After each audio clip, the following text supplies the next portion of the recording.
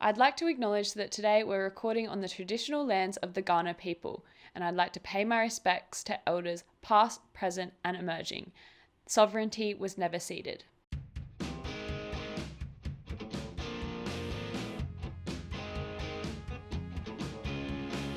You're listening to Unqualified and Unafraid, the podcast where I interview young emerging creatives in Adelaide about just going for it and pushing through self-doubt.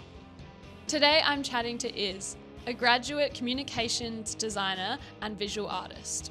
They work as a junior designer at a local marketing agency called AdLab and sell their hand-painted garments under their label Nevari. I think they're a great example of a young creative who's breaking into the industry as well as taking the initiative to start up their own brand as well.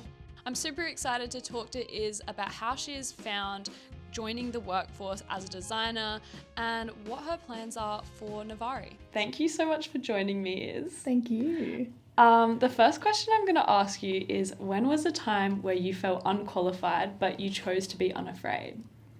There have been countless, especially in a creative industry, battling imposter syndrome every day.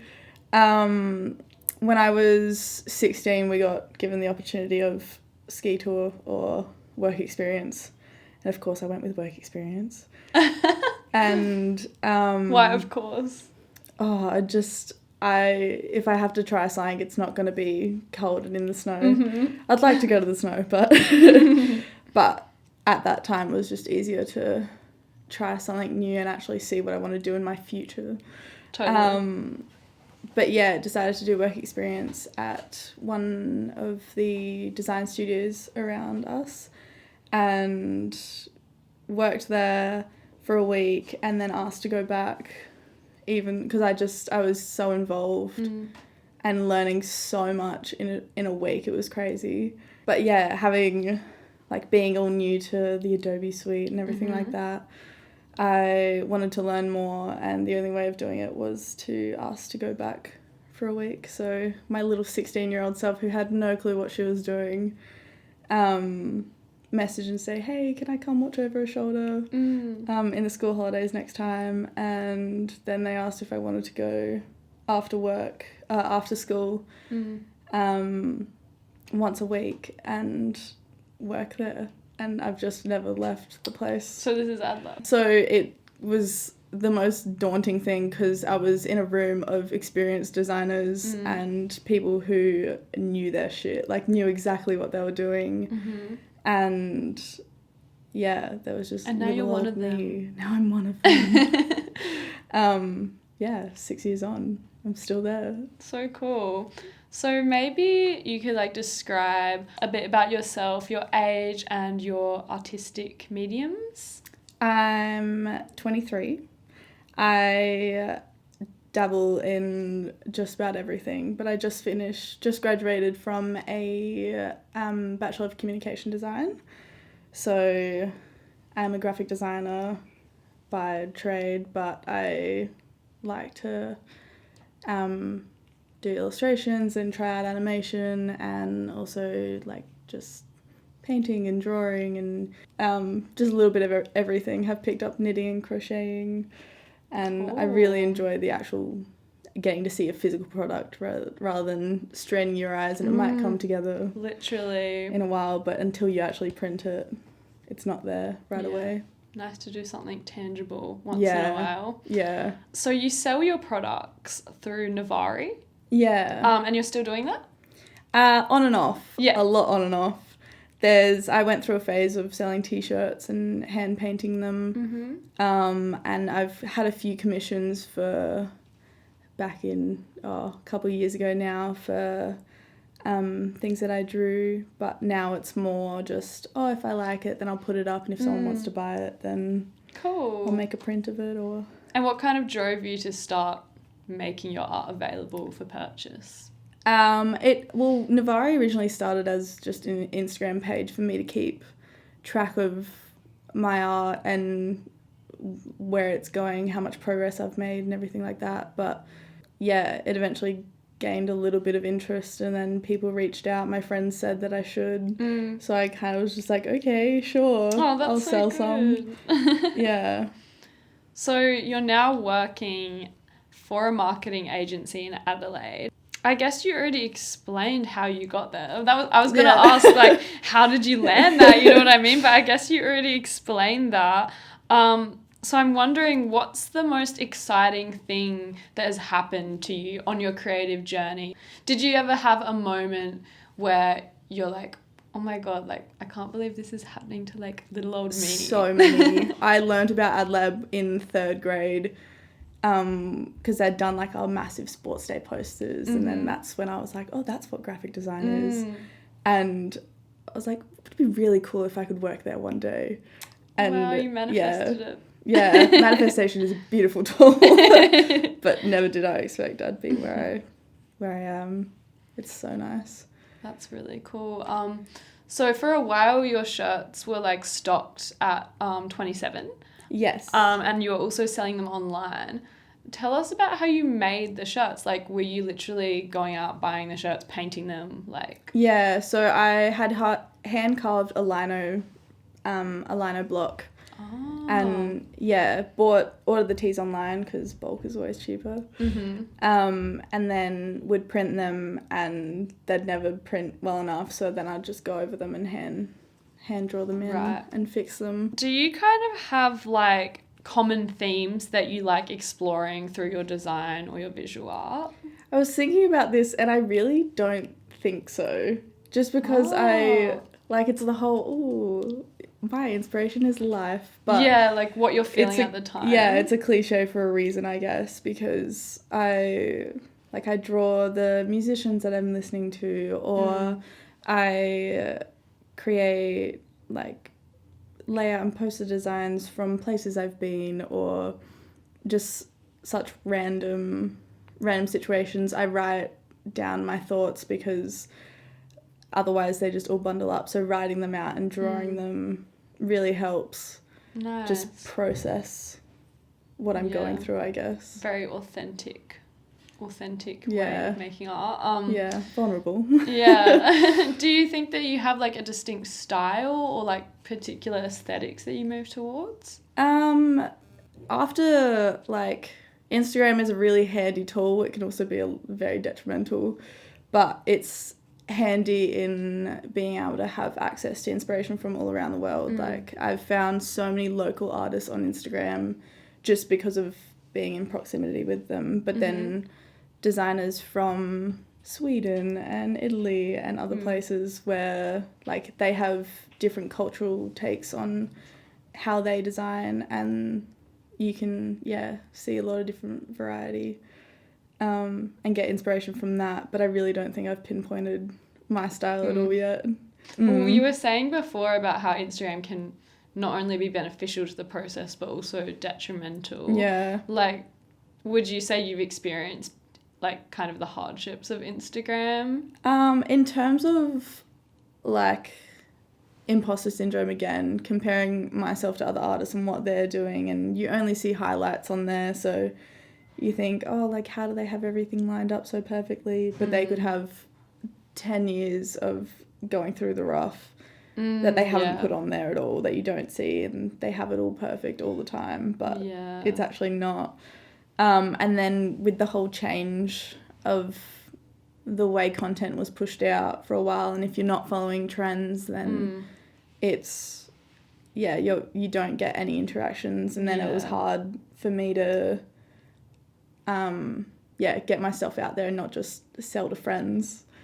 And make other people aware of it. But now I'm kind of just taking on the back burner and not really putting much into it. Well, you've got a job, so it's like it's hard to find the time to put your full effort into that. And then also with burnout through uni, like I was doing creative projects because I had so much in my head that I was like, I need to get it out on, like, I need to actually do more things. And also procrastination of not doing uni work, I'll just do other art and design instead. But it made like getting through everything so much easier, so I had more things to post and to put online and to do. But working 4 days a week and having one day off, I'm kind of like, I want sleep instead. And I want to knit and like watch TV. And like, I don't know, catch up order on Uber Eats. on gross shows that are binge-worthy but don't add anything to my life. But yeah, it's just nice to have downtime and slow down. What have you been watching lately? F-Boy Island. Awful. No, but also like How I Met Your Mother and rewatching. I feel like I should get into Abby Chatfield. Like, I feel like I'd like her. She's so funny. So funny. So dramatic, but really good. I've been watching Normal People. I just started it. Oh, amazing. Yeah. One of the best. I read the book, surprisingly. Oh, cool. And, yeah, one of the best TV shows that I've watched. I'm going to go on to the rapid fire questions. Oh, no. Are you ready? I am. What is the best and worst things about Adelaide? Oh, best thing is so many, like, everyone says, oh, it's so small, but there's so many things to do, so many gigs on every single week, so many different places that you can visit in the city to just go, and also the hills, the beach, very close. One of the worst things is that it's so small, and that even though everything is so close, you just want to always get out and explore somewhere else instead, I think. Definitely. That's actually what the last person I interviewed said as well. The smallness is the good and the bad part. Yeah, exactly. Where are we most likely to run into you? If I can't say my house or work. Oh, that's sad. No, I'm just kidding. So sad. Probably Loxley. It's in Kent Town. It's a little cafe. And it's just really good to study like I'm doing that now. Draw and have nice coffee and good vibes there. So that's so wholesome. I love that. It's nice. Do you have something to prove? Ooh. I don't know how to answer this question. Yes, just yes or no. Sure. Yes. Don't be ashamed. Shout out another Adelaide creative who you admire. Stupid Art, which is Lucy Torchinovich. One of my best friends through uni and got me through a lot, and just creates the best comics that make me giggle and put my head down and be like, oh, that's so me all the time. Love that. And do you know your horoscope or MBTI personality type? Ooh. I did, but I don't anymore. I'm a Taurus. Okay. But I don't know. I think INFJ. Oh, okay. Could be wrong. Advocate. Well, you have to get back to me I about will. that. Fight, flight, or freeze? Oh, freeze. If you couldn't have told during this interview already. I get nervous and I just seize up and forget everything. What do you think I'd be? Oh. Fright? Huh? It was... Sorry. Fight, flight, or freeze. Fight. You'd be a fight. I hope that I'd be a fight, but Good. I don't know. I reckon because you'd be a part fight. of me thinks I'd be a flight. Nah. Well, I feel like maybe you give off fight, but you would be a flight. Which is good. I feel like people's answer could also depend on like whether it's defending themselves or like someone else. Oh, if know you what I were mean? defending someone else, you would be a fight. That's for sure. Whereas like I feel like if I was defending myself, maybe I'd be a flight. Like, do you think yours would change? I feel like I would be a flight if I was defending myself. Right. It would change. I wouldn't... Oh. Because you wouldn't, like, put yourself in harm's way, like, for yourself. Do you know what I not mean? for myself. For someone else, for sure. I mean, maybe we should. Like, we should be a little bit maybe we should. Maybe this is saying a lot. Anyway, that's for another conversation. Dream collaboration and why?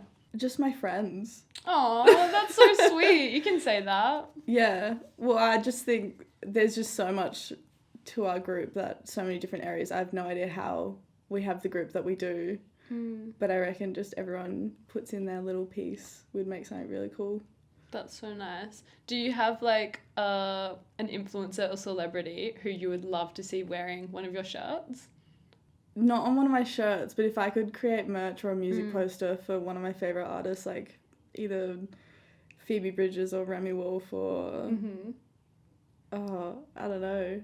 My partner recently introduced me to the Shivers. They're just the most wholesome music. Big words. There's a lot that are coming to mind now. So this is your first year out of uni, which can be a really tough year. What is this year all about for you? What's kind of like the goal or like the theme that you've set for yourself this year? The goal is entirely just slowing down. Like I was so burnt out, and I was so lucky to be able to go into my first year out having a job and a secured job as well, and just such a healthy work environment that allows flexibility and all of that I don't feel like a lot of people experience in one of their first jobs. Right. But yeah, actually just slowing down, realising that not everything has to be a rush, not everything has to fit in with the times or fit in with trends, just if you like it, to go with it and not put yourself into a stressful position. Like, I feel like this year is about learning new things that I actually want to learn and being around people that I want to put my energy into and want, because I have so little of it. I feel after uni that I'm just resting, relaxing, and being around the people that I want to be around, doing fun things like having knitting nights and drinking wine on a Sunday arvo and like not really caring too much, but caring about who I'm with and what I'm actually doing with them. Yeah. I love that. So throughout uni, I feel like the dream is like you always think, I'm going to get a creative job, like I'm going to enter the industry. And now that you're in the industry, is there anything about it that you didn't expect? Like anything about the kind of work that you're doing that you weren't really expecting like to do? Or I feel like because I kind of had a little insight, working one day a week wasn't much insight at all, but it was a little bit to know that I'll be sitting down most of the time and I'll go for a walk or like let my mind just unwind during my break or something. But I feel like I had a little bit of insight to know this is what I wanted to do, but I don't think I'll be staying in the exact type of work forever. Like, I want to do more tangible things and have more experience in other fields and have bigger projects with longer time schedules and being able to focus more on creating from scratch rather than picking to a brief. To a brief and doing my own thing. But that takes a lot of work to be able to get your own thing off the ground completely. But yeah, I love what I'm doing, but I do see myself doing other things eventually. Yeah. And do you do much like freelance design stuff for other people? Not much at all now.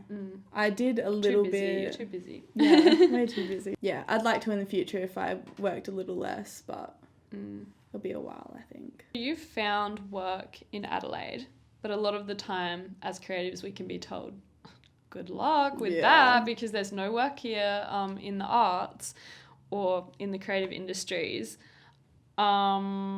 Did you expect to be staying in Adelaide, or did you always think like, oh, I'll have to move to Melbourne or Sydney? Yeah, I always thought, oh, Melbourne would be the easiest. We have family over there. It's not too far. Or we have considered the UK as well, because the design industry is so big over there and so much more opportunities either there or somewhere in Europe. Yeah. But yeah, little old Adelaide. There's so many talented artists and creatives in Adelaide, but there doesn't seem like there's ever enough work for people here. Yeah. Yeah. Are you glad that you've been able to stay here? Yes, entirely. With the way that the economy is going and how expensive the cost of living is just rising. True. And it's ridiculous.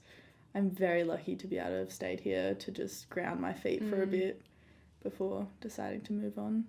But do you kind of have like an ultimate goal for Nevari? Like, are you hoping to get back into that at some stage, or are you like, I guess even we could talk about with your job, like, do you kind of have like a dream position, or like where is like the top for you? Like, where do you want to be? I feel like, because right now, imposter syndrome, you just have to fake it till you make it and hope for the best. But faking it, I think I've nailed. I'm there, but make it, I have no idea what that entails. Yeah. And I think that I can have as many goals as I like, but with the creative industries and with there being so much more to every aspect of it. I think I'll reach a goal and then there'll always be, oh, but you can try this. And there's just always keep going. room to grow. Yeah, which is great. It's one of the best things about the creative industries is that there's always more to it and there's always more to discover. But I do want to eventually get back to Nevari back to it, still doing it. But progress it further and make it into something. But right now it's on the back burner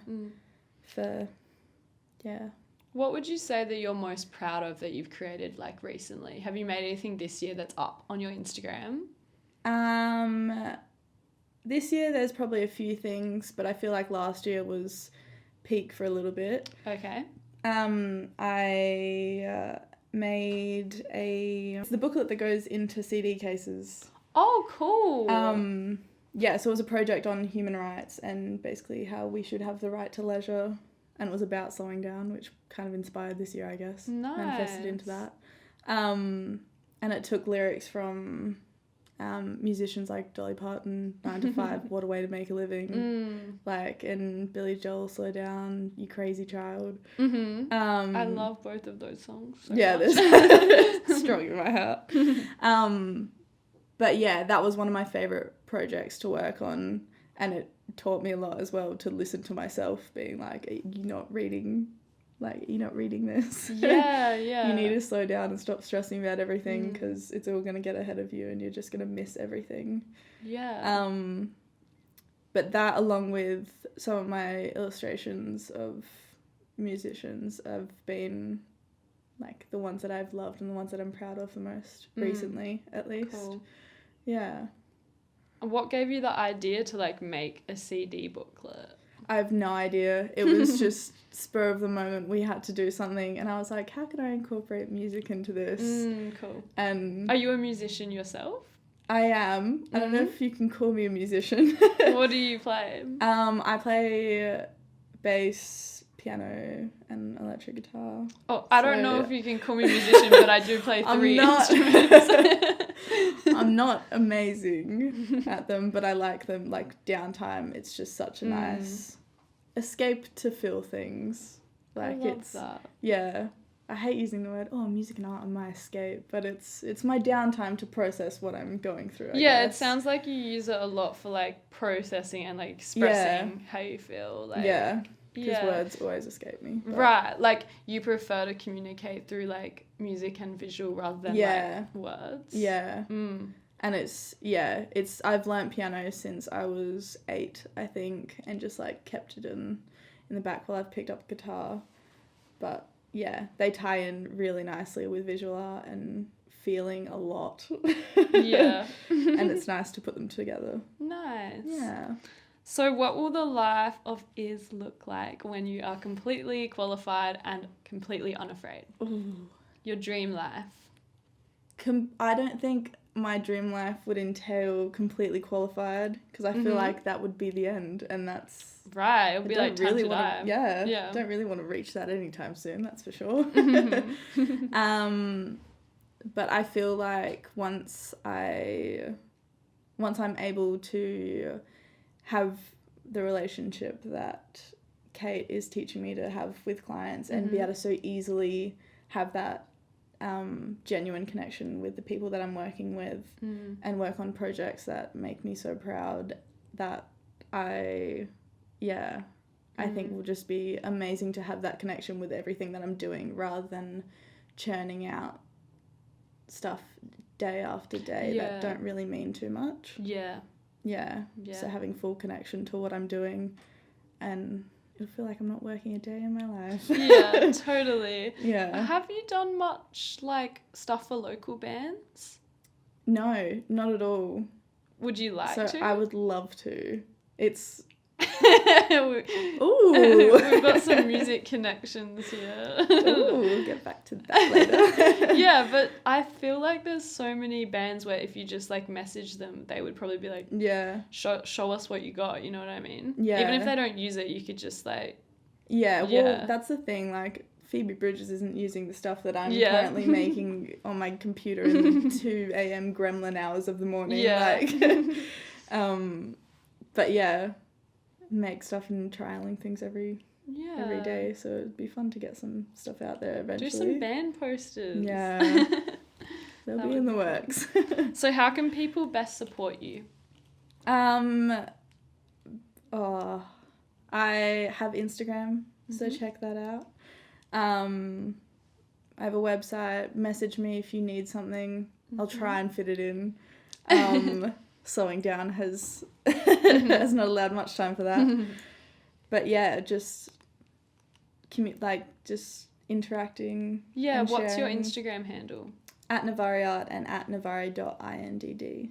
And one is like for your more tangible stuff, one's for your design stuff, or what's the difference? So Nevari Art is all illustration and tangible goods, and the other one is just for my posters and crazy little design things that I'm making.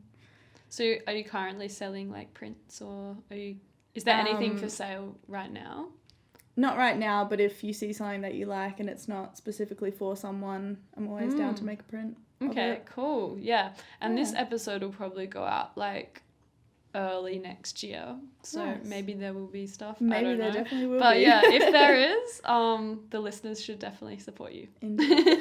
Thank you so much for coming on. Thank you for asking me. No it's been lovely. worries. This podcast was shot by Darcy Scharf and Jack Langford with sound from Paddy Madden and was a Jessica Rowe creative production.